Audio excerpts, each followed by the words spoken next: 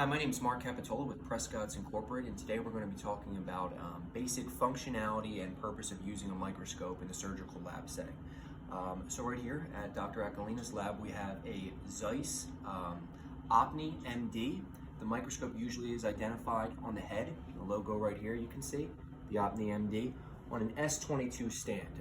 This is kind of a unique setting. There was only so many of these made, but this is kind of the ideal and perfect microscope for this setting. So a microscope is made up of a couple different parts. So obviously you have the stand, or this portion right here that we've identified as the S22 portion.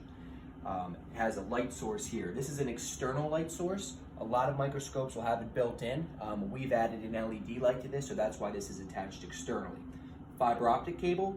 This runs through the microscope stand to the head to give the light right here, and the actual head of the microscope itself. The head is where obviously our binoculars, all our optics portions are positioned on the microscope. She has a camera setting right here, so here's her camera head, camera adapter, and this microscope we would call a face-to-face setup, meaning our main and assistant operate face-to-face with each other. In addition, how you control all our zoom and focus and moving our XY is done from a foot pedal control positioned underneath the main surgeon, or who's ever using the microscope from the main, and that's where all the control is done. Your zoom, focus, XY movement, and lights on and off. So just to start from the beginning and powering on the microscope, no matter who the manufacturer is, in most cases, the power button somewhere is going to be found on the stand. On this model, it's the green button right here, right on the base of the stand.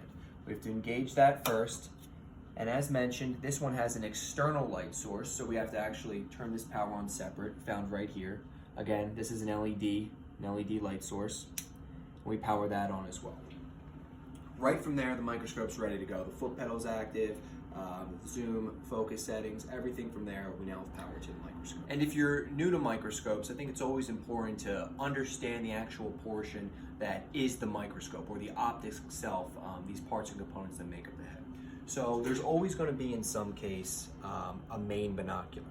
There might not always be an assistant. Sometimes assistants are to the side, this one's a face-to-face setup, but in most cases, the binocular is going to be positioned right here, right linear to the objective lens, just like here. So this is a Zeiss inclinable binocular, and you can see right here, it's an F170 12-5-18B. That's just the eyepiece identifiers. And then here on this side, on our assistant side, we actually have a straight binocular. So this is an F170 Zeiss straight binocular, we would call this. Okay, so controlling the microscope, everything is done from the foot pedal control.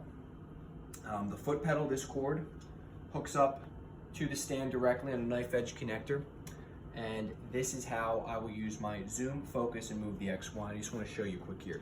So the joystick on the pedal here, any way I move that, in this case, you can see it's kind of tilting my head. Depending on what microscope maker model you have, it might physically move differently, but some combination of this joystick is going to move left or right in the orientation of my microscope head. Right here, most of the times they're labeled too.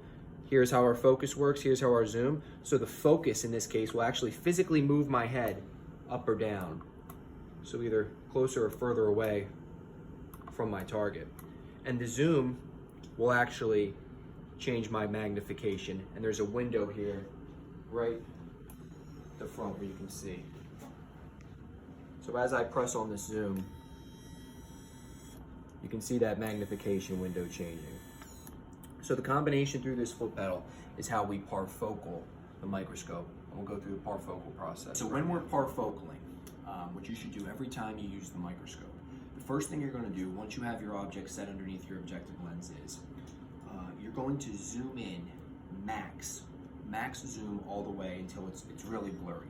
And the advantages I have here showing you this is, in this lab setting, we actually have HD camera set up right here with a monitor to the side. We're just looking at actually a subway map right here just because the colors pop nice, it's easy to see.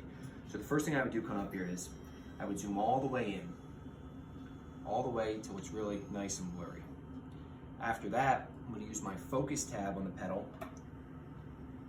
I'm going to back out until, looking through the microscope, everything comes nice and clean. And then after I have this parfocal, all I'll have to use is the zoom function on the pedal, and I should stay in focus the entire time. That's the idea of parfocaling.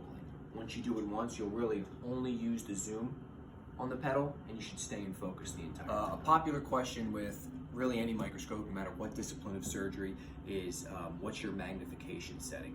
It's a little bit of a tricky question to answer, and it is a formula, and I just want to explain briefly how you would figure that out.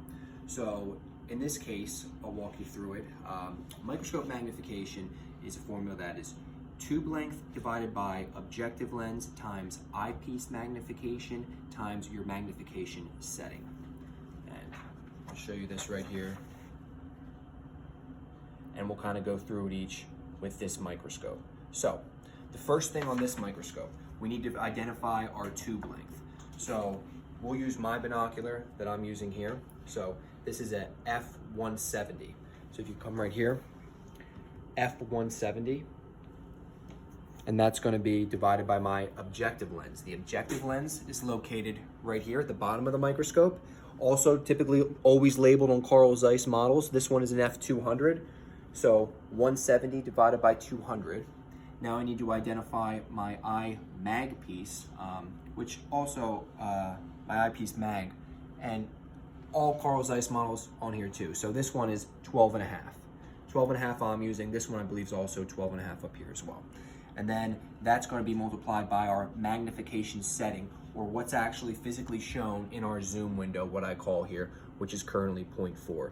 So when you do that formula here, 170, okay, divided by our 200 times 12 and a half times 0.4, we get 4.25 magnification.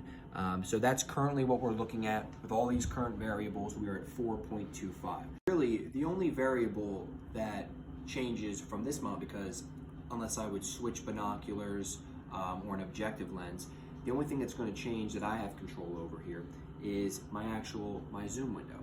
So this microscope can go from 0.4 to 2.4. So if I was going to put 2.4, the max range of this would be 25 and a half times magnification. So this microscope here, with its current components and setups for the binocular, eyepieces, and the objective lens, has a capability of 4.25 magnification to 25 and a half magnification. And again, that's the combination of our binoculars, our eyepieces, our objective lens, and our working zoom. And kind of lastly, one of the most important things, especially if you're new to microscopes, in the lab setting as well, is getting comfortable with the microscope. One of the first things you should do, if you have 20/20 vision or pretty good vision, right here we call these diopter settings and zeroing it out.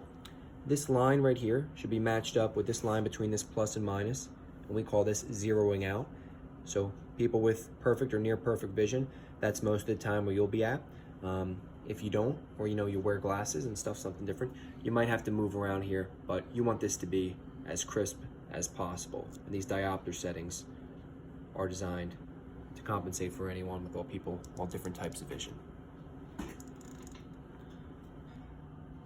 And then another big thing is your posture, or just your overall that you're comfortable with the microscope. You don't want to be too slouched over looking through like that. The microscope has a large enough working distance where you really want to use the pedal and the elements of the stand in optics to sit up straight, look through it. So whatever you have to do, raise or lower to get comfortable. But remember, eventually you're going to be working, with instruments below, and you don't want to strain yourself. You want to make sure you're sitting with good posture and that you get comfortable with the microscope. If you look through, especially if you're new and you feel like you're seeing two images, kind of play with the binoculars here.